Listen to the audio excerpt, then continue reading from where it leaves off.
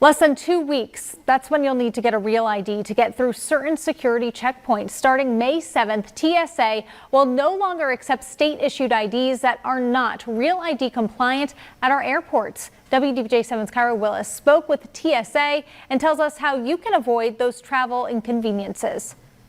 If they don't have one, we certainly do accept several alternatives that are considered to be real ID compliant, the most common being a passport.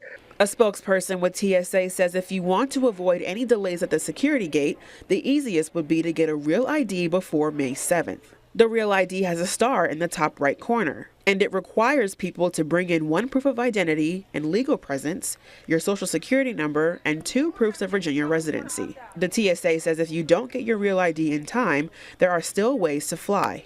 If you go to our website, tsa.gov, and you do a search for identification, you'll see a really nice list of other acceptable forms of ID, such as a passport card, a global entry card, other Department of Homeland Security trusted traveler cards, Department of Defense ID cards. She says if you don't have your real ID or another acceptable form of identification after the deadline, you could run into some inconveniences.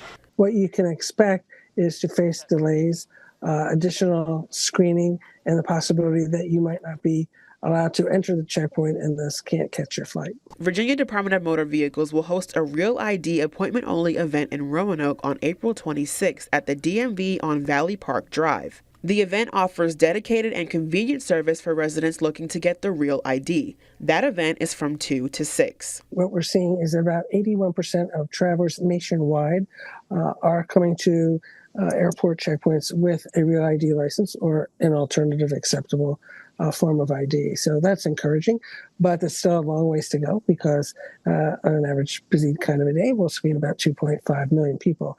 In Roanoke, I'm Kyra Willis, WDBJ7.